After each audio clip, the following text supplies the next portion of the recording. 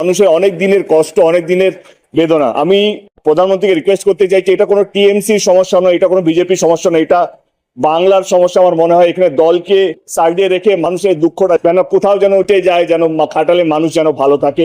এবার বাংলাদেশের করুণ পরিস্থিতি দেখে মুখ খুললেন ভারতের এমপি তথা সুপারস্টার দেব। নিরস্ত্র শিক্ষার্থীদের উপর গুলি করা দেখে কেঁপে উঠেছে গোটা বিশ্ব। বাংলাদেশের পরিস্থিতি নিয়ে আন্দোলন করছে ভারত যুক্তরাষ্ট্র থেকে শুরু করে সৌদি আরব সহ আরো অনেক দেশ।